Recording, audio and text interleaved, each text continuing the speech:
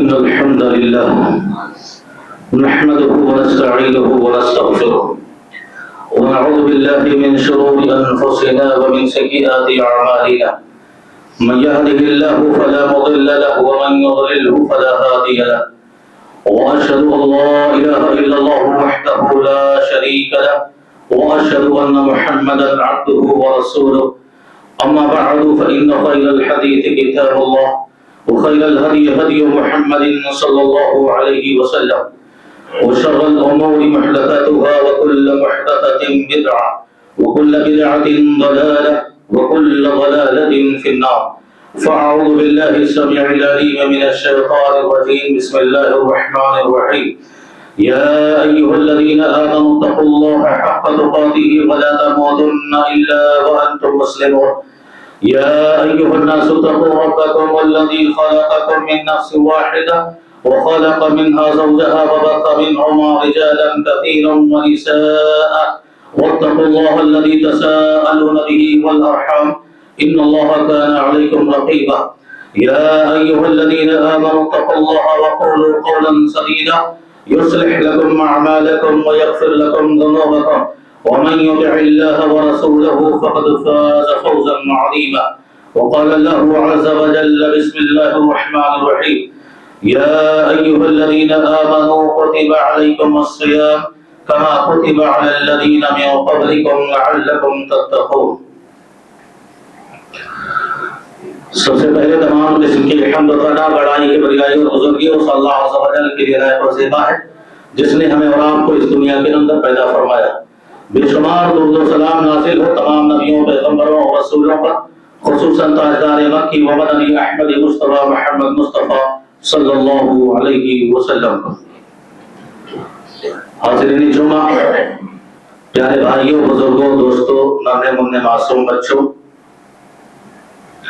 ہم سب باذن اللہ تعالی ماہ شعبان کے بالکل آخری لمحات سے گزر کر انشاءاللہ ماہ رمضان میں داخل ہونے والے ہیں. اس لیے مناسب سمجھا گیا کہ آج کے خطبہ جمعہ کے اندر آپ سے رمضان کے سلسلے میں گفتگو کی جائے. رمضان کی آمد ہوتی کہ پیارے نبی صلی اللہ علیہ وسلم امت کو خصوصاً صحابہ کی جماعت کو بشارت اور خوشخبری دیتے ہوئے لسان نبوت سے یہ فرماتے کہ اتاکم رمضان، لوگوں سنو تمہارے سامنے رمضان آنے والا ہے. شہر مبارک، بہت ہی برکتوں والا مہینہ ہے اور اس کی نوازشیں یہ ہے کہ تفتح ابواب الجنہ، اس ماہ مبارک میں جنت کے سارے دروازے کھول دیے جاتے اور جہنم کے سارے دروازے بند کر دیے جاتے. سرکش شیاطین اور جنات زنجیروں میں جکڑ دیے جاتے. یہی وجہ ہے کہ سلف کا طریقہ ہوتا کہ رمضان کے آنے سے 6 مہینہ پہلے ہی وہ اللہ رب العزت سے یہ دعا فرماتے کہ اے اللہ ہماری ملاقات رمضان سے کروا دے. اور جب رمضان پا جاتے تو بڑی محنتیں کرتے، خوب عبادتیں کرتے، خوب نیکیاں کرتے اور اس کے بعد گزر جانے کے 6 مہینے تک مسلسل اس بات کی دعا کرتے کہ اللہ ہماری کی ہوئی عبادتوں اور نیکیوں کو شرط قبولیت سے نواز دے. یہ سلف کا طریقہ تھا. انتظار کی یہ گھڑی، جبکہ جس دور میں، جس زمانے میں اور جن حالات میں ہم اور آپ زندگی بسر کر رہے ہیں، ہماری سانسوں کی ڈور یقین مانیے بہت کمزور ہے.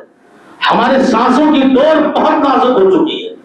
زندگی کا یہ سفر کہاں جا کے رک جائے کچھ کہا نہیں جا سکتا. پچھلے رمضان میں کچھ ایسے چہرے تھے جو ہماری نگاہوں کے سامنے تھے، آج وہ چہرے نظر نہیں آتے.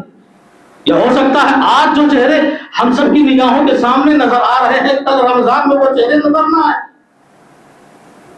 تو اسی وجہ سے ہمیں یہ چاہیے کہ بڑی امیدوں کے ساتھ، بڑے یقین کے ساتھ اپنی دعاؤں میں اللہ کو یاد کرتے ہوئے یہ پکارتے رہیں کہ اللہم بلغنا رمضان، کہ اللہ ہم سب کو رمضان تک پہنچا دے تاکہ ہم اس کی برکتوں سے مالا مال ہو جائیں، اس کی رحمتوں سے مالا مال ہو جائیں.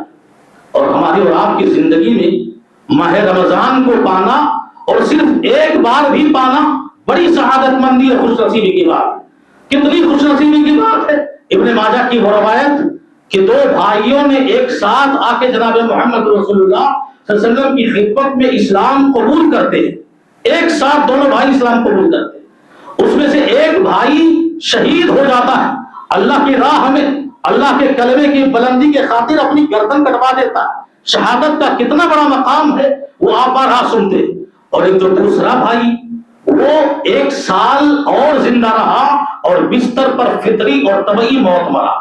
حضرت طلحہ بن عبید اللہ رضی اللہ عنہ صحابی رسول کہتے ہیں کہ میں نے خواب میں دیکھا کہ شہید ہو جانے والا بھائی جنت میں بعد میں داخل ہو رہا ہے، اور وہ 1 سال جس نے زندگی پائی اور فطری موت مرا وہ جنت میں پہلے داخل ہو رہا۔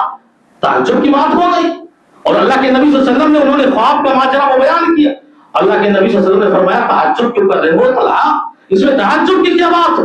وہ دوسرا بھائی جو 1 سال اور زندہ رہا اس نے اپنی زندگی میں ماہ رمضان کو پایا، اور رمضان کی نمازوں نے، رمضان کی عبادتوں نے، رمضان کی نیکیوں نے اسے یہ مقام عطا کیا کہ وہ شہید ہو جانے والے بھائی سے پہلے جنت میں داخل ہو گیا۔ تو ذرا سوچو ماہ رمضان کا پانا ہمارے اور آپ کی زندگی میں کتنی خوش نصیبی کی بات ہے۔ فرشتوں کے سردار جبریل علیہ السلام بد دعا کر رہے ہیں ایسے لوگوں کی حق میں کہ جو اپنی زندگی میں رمضان کا مہینہ پا جائے اور اپنے گناہوں اور خطاؤں کی بخشش کا پروانہ اللہ سے نہ حاصل کر لے، توبہ استغفار کر کے خود کو پاک اور صاف نہ کر لے۔ اور جبریل امین کہتے ہیں ناک خاک آلود ہو اس کی، بدنصیب ہے وہ، بدقسمت ہے وہ، ہلاک ہو جائے وہ، برباد ہو جائے وہ، تباہ ہو جائے وہ۔ اور نبیوں کے سردار جناب محمد رسول اللہ صلی اللہ علیہ وسلم نے جبریل امین کی اس بات پر آمین کہا کہ واقعی جبریل آپ صحیح کہہ رہے ہیں۔ فرشتوں کی اذان ہوتی ہے، رمضان آنا کیا ہوتا ہے؟ فرشتوں کی پکار ہوتی ہے، فرشتوں کی ایک ندا ہوتی ہے، اور وہ آواز لگاتے ہیں کہ یا باغی الخیر اقبل، اے خیر کے چاہنے والے، اے بھلائی کے چاہنے والے، اے نیکیوں کے طلبگار، اے جنت کی نعمتوں کو حاصل کرنے والے، آگے بڑھو۔ ابھی تک تم نماز پڑھ رہے تھے، روزہ رکھ رہے تھے، خیر کے سارے کام کر رہے تھے، کوئی بات نہیں، اب تو تمہارے لیے نیکیوں کا موسم بہار آ چکا ہے۔ اب یہ رمضان کا مہینہ جو تمہارے سامنے آنے والا ہے، اگر عمرہ بھی کر لو تو حج کے برابر ثواب مل جائے۔ اللہ کے نبی صلی اللہ علیہ وسلم نے ایک صحابیہ سے کہا تم نے ہمارے ساتھ حج نہیں کیا؟ کہا نہیں کر سکے، اس لیے کہ ہمارے پاس سواری نہیں تھی۔ اللہ کے نبی نے اس عورت سے کہا ٹھیک ہے ہمارے ساتھ حج اگر نہیں کر سکے، یہ جو آنے والا رمضان ہے اگر زندگی میں اسے پا جانا تو رمضان کے مہینے میں جو ہے عمرہ کے لیے چلے جانا، تاجر حج تم معیہ، اتنا ثواب پاؤ گے جتنا کہ حج کر کے لوگوں نے میرے ساتھ ثواب حاصل کیا۔ نیکیوں کا موسم بہار، یا باغی الخیر اقبل، آگے بڑھو، مسابقت کرو۔ کچھ اور لوگ نماز پڑھ رہے ہیں، ان سے آگے نماز اور زیادہ نفلی عبادتوں میں لگ جاؤ، قرآن کی تلاوت میں لگ جاؤ، صدقہ و خیرات میں لگ جاؤ۔ اور وہیں پر فرشتہ آواز لگاتا ہے یا باغی الشر اقصر، گناہوں کے تالاب اور گناہوں کے جو ہے کنویں میں ڈوب جانے والوں، دلدلوں میں پھنس جانے والوں، اے خطا کاروں اور اے نافرمانوں اور اے باغیوں اور اللہ سے بغاوت کرنے والوں، اپنے قدم روک لو، اب رک جاؤ بدکاریوں سے، رک جاؤ گناہوں سے، اس لیے کہ تمہارے سامنے رمضان آنے والا ہے۔ یہ فرشتوں کی ندا ہو رہی ہے۔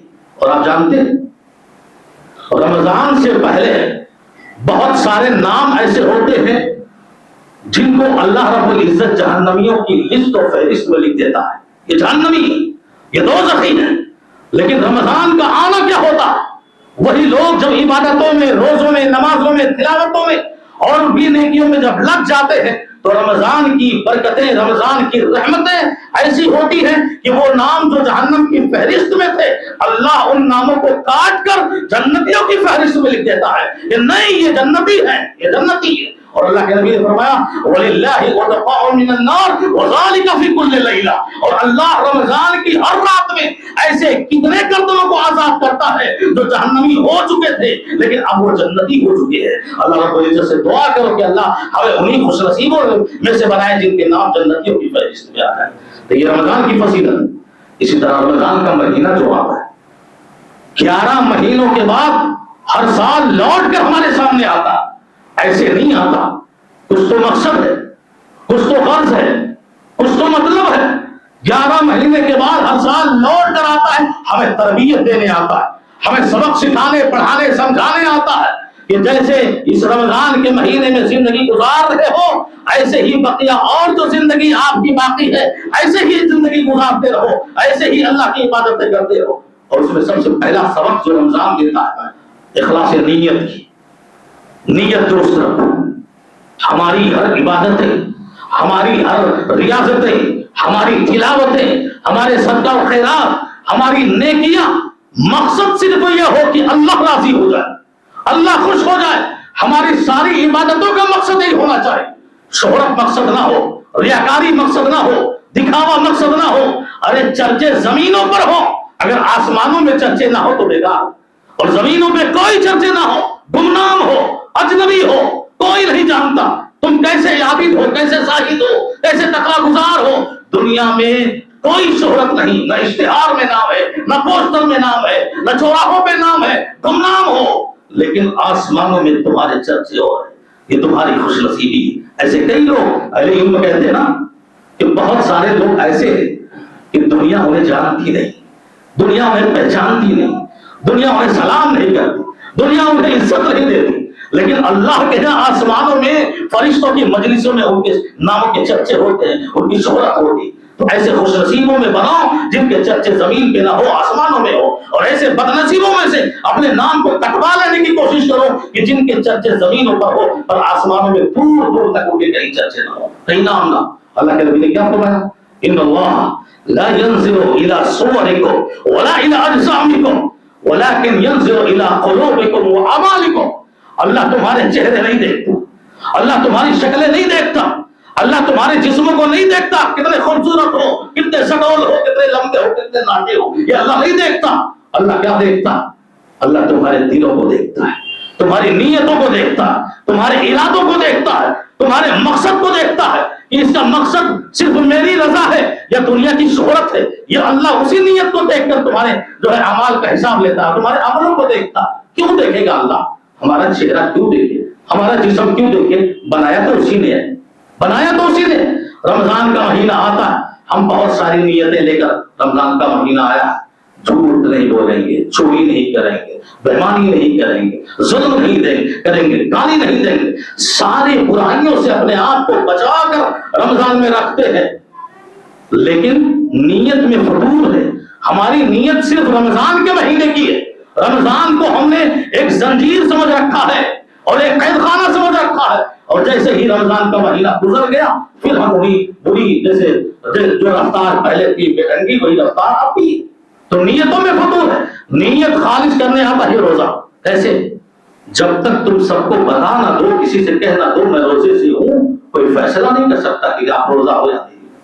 یہ نیتوں کا دخل ہے، یہ نیتوں کا اخلاص ہے جو اللہ رب العزت چاہتا ہے کہ نیتوں کے ساتھ ہمارے طرف میں خالص اللہ کی رضا کے لیے۔ وَلَسَوْفَ يَرْضَىٰ، اللہ نے کیا کہا کہ جو بندے خالص نیت لے کر آتے ہیں ہم آخرت میں انہیں نوازیں کہ اتنا کہ وہ راضی ہو، خوش ہو جائیں۔ اسی طرح آپ دیکھو یہ رمضان کا مہینہ آتا ہے، ہمیں ہمارے اور آپ کے ایمان اور یقین کو تجدید کرتا ہے، نیا کرتا ہے۔ ایمان کی کیفیت رمضان سے پہلے کیسے ہوتی ہے؟ زنگ لگ جاتے ہیں، مورچے لگ جاتے ہیں ہمارے ایمان اور یقین پر۔ یہی وجہ ہے کہ جیسے رمضان آتا ہے ایمان ہمارا بڑھ جاتا ہے، یقین ہمارا بڑھ جاتا ہے، مسجدیں بھر جاتی ہے، بچوں کے اندر ایک شوق پیدا ہوتا ہے، جوانوں کے اندر ایک جذبہ پیدا ہوتا ہے اللہ کی عبادت کا، پوری مسجدیں بھر جاتی ہیں۔ یہ کیوں ہوتا ہے؟ اس لیے کہ ایمان اور یقین کے تجدید کرنے اور اس کو صاف اور پاک کرنے کے لیے ہر سال یہ رمضان آتا ہے۔ اسی لیے رمضان کے تینوں عبادتوں اللہ نے ایمان اور یقین سے جوڑا ہے۔ کیسے؟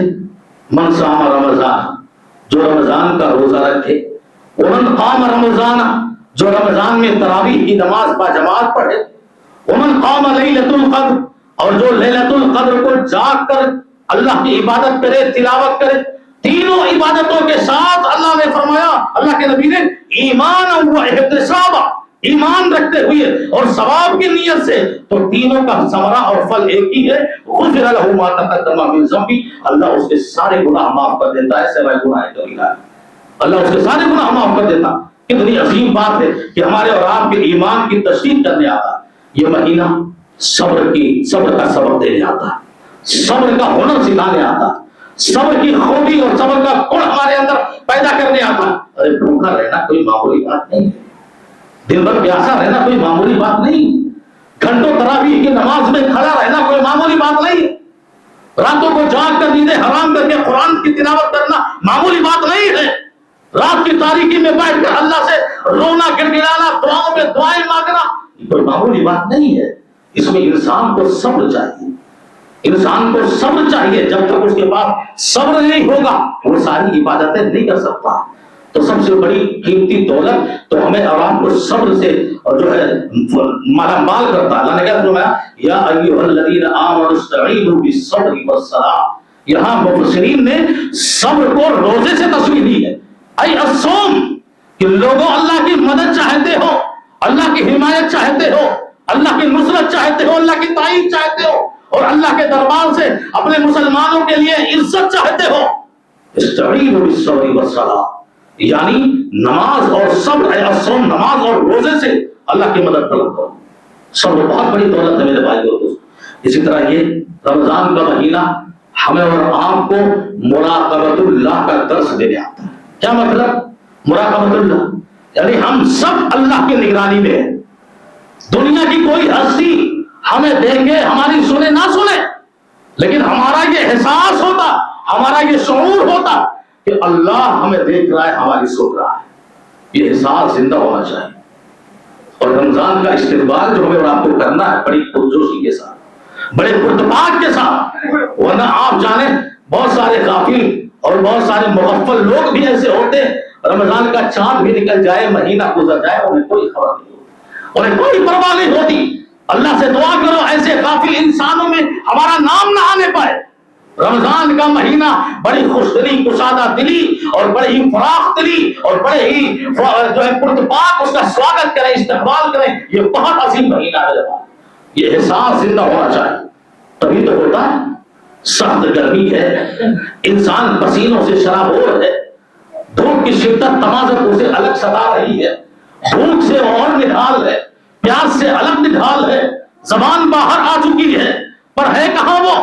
کچن روم میں ہے، کچن روم میں ہے، اکیلے ہے، فریج ہے، کھانے کے سارے سامان ہے، جوس ہے، پھل فروٹ ہے، جو چیزیں چاہے سب موجود ہے، بھوک بھی مٹا سکتا ہے، پیاس بھی مٹا سکتا ہے، دنیا کی کوئی نظر اس کو دیکھ نہیں رہی ہے، دنیا کی کوئی آنکھ اس کو دیکھ نہیں رہی ہے، لیکن اس کے دل میں یہ احساس زندہ ہے، اس کے دل میں یہ احساس زندہ ہے، اور وہی احساس ہونا چاہیے ہمارے اور آپ کے اندر کہ کوئی دیکھے نہ دیکھے پر اللہ دیکھ رہا ہے، پر اللہ دیکھ رہا ہے۔ ارے وہ اللہ کالی رات میں کالے پتھر پر کالی چوٹی بھی چلے، اس کو دیکھے، اس کی آہٹ کو سنے، پھر اس رب سے بڑھ کر کوئی ذات کہاں ہو سکتی ہے؟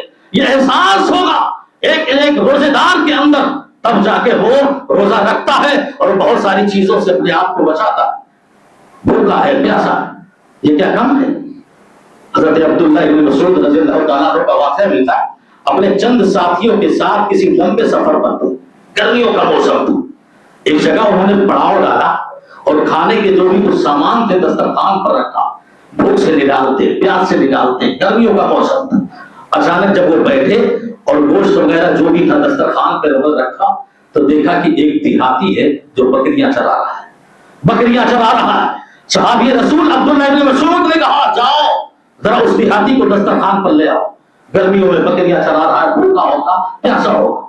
گئے اس کو بلا کر لائے، کہا آئیے ہمارے ساتھ کھانا کھائیں، کہا میں نہیں کھا سکتا، کہا میں نہیں کھا سکتا، کہا گرمیوں کے موسم میں پسینے سے شرابور ہو، بھوک سے نڈال ہو گئے، پیاس سے تڑپ رہے ہو گئے، کیوں نہیں بیٹھتے ہمارے دسترخوان پہ ہمارے ساتھ کھاؤ؟ کہا میں نہیں کھا سکتا اللہ والوں، اس لیے کہ میں آج روزے سے ہوں۔ اللہ کو عبداللہ ابن مسعود تڑپ گئے، آنکھیں پھٹ گئی، کہا اس کا ایمان تو دیکھو، گرمیوں کے اس شدت کے موسم میں وہ بھی نفلی روزہ رکھ کے ہمارے دسترخوان پر آیا۔ عبداللہ ابن مسعود نے کہا اچھا ٹھیک ہے، کھا نہیں سکتے، یہ جو بکریاں چرا رہے ہو ہمارا سفر بڑا لمبا ہے، ایک بکری دے دیتے تو بڑی مہربانی ہوتی۔ کہا نہیں دے سکتے، کہا ٹھیک ہے بیچ دو، کہا نہیں بیچ سکتے، کہا دوگنی قیمت لے لو، کہا نہیں لے سکتے، ہم آپ کو نہیں دے سکتے۔ کیوں؟ اس لیے کہ ان بکریوں پر میرا قبضہ نہیں ہے، یہ ہمارے مالک کی بکریاں ہیں، میں نہیں دے سکتا. ارے مالک کہاں دیکھ رہا، ایک بکریاں دے دو گے اس کو پتا کہاں چلے گا، کہے نا کوئی بھیڑیا پا لیا. اس دیہاتی کا ایمان دیکھو، اس بدو کا یقین دیکھو، اس بدو کا احساس دیکھو.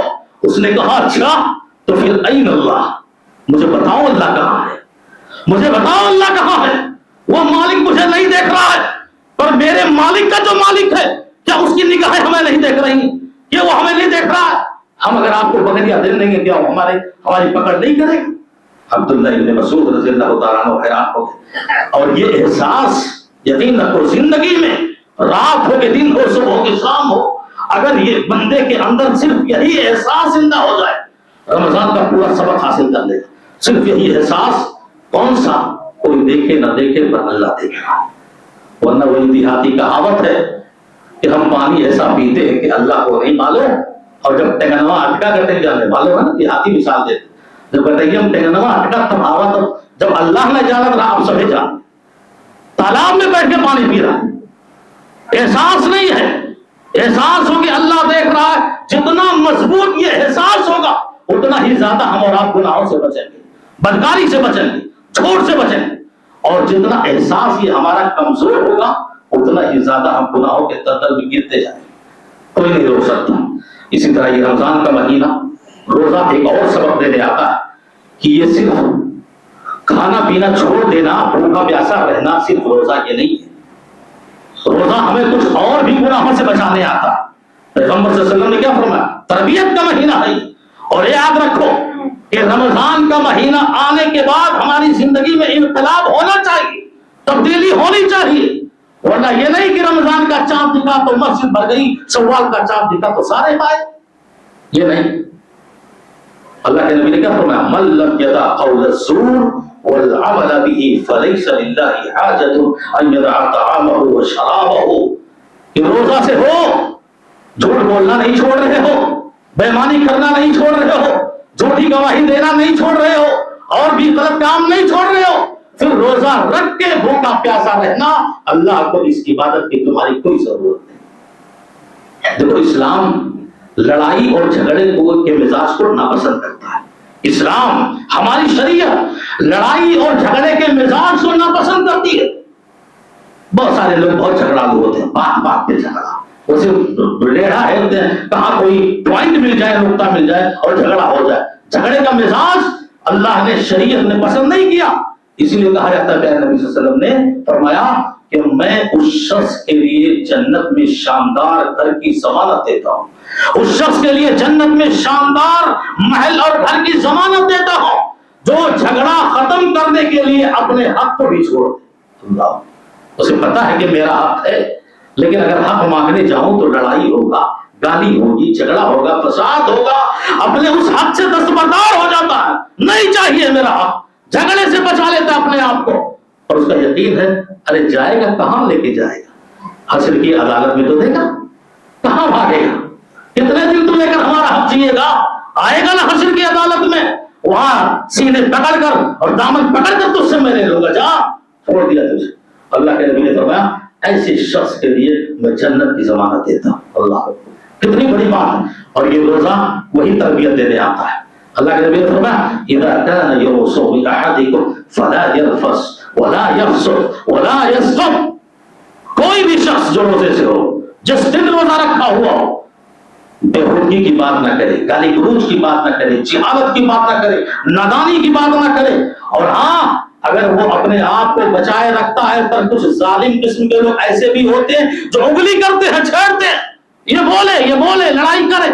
اللہ کے نبی نے اس کا بھی طریقہ بتا دیا. اگر تمہیں کوئی آمادہ کر رہا ہے لڑائی پر، آمادہ کر رہا ہے جھگڑے کرنے پر، اسے کہہ دو ان صائم، میں روزے دار، میں لڑ نہیں سکتا، میں جھگڑے نہیں کر سکتا. کتنا بہترین طریقہ جو ہے اللہ کے نبی صلی اللہ علیہ وسلم کی شریعت نے ہمیں اور آپ کو بتایا ہے. اسی طرح آپ دیکھو کہ رمضان میں جو مہینہ آتا ہے اس میں بچوں کی بھی تربیت ہوتی ہے. اولاد کی تربیت کا ایک سنہرا موقع، بہترین موقع ہوتا ہے. عبادتوں میں اور جو جتنی ساری عبادت ہے، عبادتوں میں بچے سب سے زیادہ جس عبادت میں شوق رکھتے ہیں وہ روزہ ہے. ننھے منھے معصوم بچے بھوکے پیاسے رہ کر کتنا مزہ اٹھاتے ہیں. ایک شوق ہوتا ہے ان کے اندر، ایک جذبہ ہوتا ہے، شریعت نے اس کا اہتمام کیا۔ بہترین موقع ہے رمضان کا، اپنے اولاد کی تربیت کرو۔ دیکھو کبھی کبھی ایسا ہوتا ہے نا، رات میں ماں باپ ظاہر رحم و کرم چھوٹا ہے نہیں رہ پائے، اس اعتبار سے اسے جگاتے نہیں، اس لیے لکھا جب صبح ہوتی ہے نا بچہ لڑ جاتا ہے، ارے جگایا کیوں نہیں آپ نے، ہم بھی کھا لیتے، ہم بھی روزہ رکھتے۔ یہ بچوں کا شوق۔ حضرت ربیعہ بنت معاویہ رضی اللہ تعالیٰ عنہ بیان کرتی ہے کہ نبی کے زمانے میں ہم خود روزہ رکھتے اور اپنے بچوں کو بھی روزہ رکھواتے۔ اور بچے کون سے، اس حدیث سے سمجھو، بچوں کو روزہ رکھواتے اور ہمارے بچے جب بھوک سے نڈھال ہو جاتے، پیاس سے تڑپ رہے ہوتے اور ایسا لگتا کہ بہت تکلیف میں ہے، ہم انہیں اون کے بنے ہوئے کھلونے پکڑا دیتے، پہلاتے، پھسلاتے اور کسی طرح انہیں افطار کے وقت تک لے جاتے۔ اب بچہ رو رہا ہے تو اس کا مطلب اس کی عمر کوئی خاص زیادہ نہیں، 5-6 سال۔ شوق بچوں۔ عمر بن خطاب رضی اللہ تعالیٰ عنہ ایک شرابی شخص کو دیکھا کہ مدینے کی سرزمین پہ مدہوش گھوم رہا ہے، نشے میں دھوت گھوم رہا ہے، گھوڑا اٹھایا اور اسے باقاعدہ اس کے جسم پہ برسایا، کہا نالائق ہو، مردود ہو، جس مدینے کی سرزمین پر نشے میں دھوت ہو کر چل رہے ہو، جانتے بھی ہو اسی مدینے کی سرزمین پر معصوم بچوں نے روزہ رکھا ہے اور تم ہو کہ تم نشے میں دھوت ہو۔ تو رمضان کا مہینہ ایک سنہرا موقع ہوتا ہے اپنے اولاد کی تربیت کا۔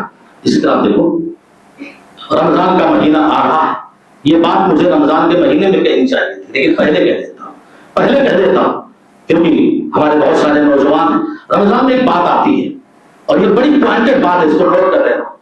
ہمارے معاشرے میں، سماج میں، ہمارے گھروں میں بہت سے بوڑھے اور بزرگ رہتے ہیں جو عمر کے اعتبار سے یا پھر بیماریوں کے لحاظ سے وہ روزہ نہیں رکھ پاتے، یہ سب جانتے ہیں، روزہ نہیں رکھ پاتے۔ وہ انہیں تازہ کھانا چاہیے، انہیں تازہ ناشتہ چاہیے۔ نوجوانوں سے جو ہماری ماں اور بہنیں واقعی یہ تعریف کے قابل ہوتی ہیں، رمضان کے پورے مہینے رات کے 3 بجے اٹھ کے سحری بنانا اور پھر افطار کے لیے ہمارے اور آپ کے لیے اہتمام کرنا، ان کی قربانیوں کو ہم یوں ہی چھوڑ نہیں سکتے۔ اس ویڈیو کے ذریعے گھر کے ہر خواتین کو، ہر عورت کو، ہر بیوی کو، ہر بیٹی اور ہر بہن کو یہ پیغام دینا چاہتا ہوں کہ دیکھو تمہارے گھروں میں ایسے لوگ ہیں، ماں باپ ہیں، ساس ہیں، سسر ہیں، جو بیماریوں کی وجہ سے، عمر کی وجہ سے روزہ نہیں رکھ پاتے اور ہم سب روزہ رکھتے ہیں، پوری فیملی روزے سے بچا ہوا کھانا اس کے سامنے رکھ دیتے ہیں، سوکھا روکھا بیچارہ کھا لیتا ہے، بس شکایت نہیں کرتا، کچھ نہیں کہتا۔ آپ نہیں جانتے ہو بہت سارے ایسے لوگوں کی شکایت ہوتی ہے اور وہ اپنے آپ پر ظلم سمجھتے ہیں اور وہ یوں کہتے نظر آتے ہیں سماج میں، آ رہا ہے رمضان کا مہینہ، اب تو باسی اور روکھا سوکھا کھانا پڑے گا۔ نہیں، تم بڑی قربانیاں دیتے ہو، تھوڑی اور محنت کرو، تھوڑی اور محنت کرو، کم سے کم انہیں تازہ کھانا دو، تازہ ناشتہ دو تاکہ وہ دوائیوں کی اور تندرستیوں کے ساتھ آگے بڑھ سکے۔ یہ ظلم ہے میرے بھائیو دوستو۔ متراز لوگ، ارے شریعت نے، اسلام نے انہیں جو چھوٹ دے رکھی ہے تو ہماری اولاد اور ہمارے گھر میں رہنے والی بچیاں اور بچے کیوں ظلم پر اس طرح آمادہ ہو جائیں کہ خود تو تازہ کھا کر سو جائے روزے کے نام پر، اور بوڑھا باپ ہے، بوڑھی ماں ہے، کھانس رہی ہے، تڑپ رہی ہے، محتاج ہے وہ ہر چیز کا، اور ہم اور آپ اس کو ہی کھانے اور کھلانے کے لیے تیار نہیں، اس کو تازہ کھانا بنانے کے لیے تیار نہیں۔ آرڈر دو، حکم دو اپنی بیویوں کو، حکم دو جیسے شوہروں کا اہتمام کر رہی ہو، روزے داروں کا اہتمام کر رہی ہو، ایسے بوڑھے بزرگوں اور بیماروں جو بیچارے بہت پریشان ہیں عمر کے آخری مرحلے پر، ان کا خیال رکھو۔ یہ ایک عظیم پیغام ہے میرے بھائیو دوستو، ان کو بے پرواہ مت چھوڑو، مت چھوڑو ان کو بے پرواہ۔ آخری لمحے فکریہ اگر آج تم نے ان بوڑھے بزرگوں ماں باپ کو یوں ہی چھوڑ دیا، یقین مانو وہ دن دور نہیں، تمہاری اولاد تمہارے ساتھ بھی یہی کام کرے گی۔ مت آنے دو ایسا وقت، تم محنت کرو گے، محنت کرواؤ گے، تمہاری اولاد دیکھے گی کہ اپنے ماں باپ کا کتنا خیال رکھتے ہیں، کہ عمر کے آخری مرحلے پر دن میں جو ہے چولہا جلاتے ہیں، بنا کر کھلاتے ہیں، تمہاری اولاد بھی تمہیں کھلائے گی، تمہارا اہتمام کرے گی۔ نہیں کرو گے تو محروم رہو گے۔ اللہ رب العزت سے دعا ہے کہ العالمین ہمیں اور آپ کو ماہ رمضان تک پہنچنے کی توفیق عطا فرمائے، ہماری عمر اتنی دراز کرے کہ اس مقدس مہینے سے ہمارا سامنا ہو جائے، اور جب ہو جائے تو الہ العالمین ہمیں توفیق دے ڈھیر ساری عبادتوں کی، ڈھیر ساری نیکیوں کی، صدقہ اور خیرات کی جو بھی نیکیاں ہیں اللہ ہم سب کو توفیق دے، اور وہ ساری عبادتوں کو اللہ شرف و قبولیت کا مقام عطا فرمائے۔ الہ العالمین جتنے مسلمان بیمار ہیں انہیں شفاء کلی عطا فرمائے، دنیا بھر میں جتنے مسلمان مظلوم ہیں تو ان کی غیبی مدد فرمائے۔ الہ العالمین آخری خطبے کے آخر میں ایک ضروری اعلان کے ساتھ میں یہ خطبہ ختم کروں گا کہ یہ مہینے کا آخری جمعہ ہے، رمضان کا استقبال آپ اس نیکی سے بھی کر سکتے ہیں، اور یہ پورا موضوع میں انشاءاللہ رمضان کے کسی جمعہ کے خطبے میں لوں گا، لیکن استقبال کرنا ہے، ہمیں کمر کسنی ہے، تیار ہونا ہے، احساس کے ساتھ، شعور کے ساتھ، پوری تیاری کے ساتھ ہمیں اس بڑے ماہ اور بڑے مہینے سمجھو، بڑے مہمان آنے والے مہینے کا استقبال کریں صدقہ و خیرات سے۔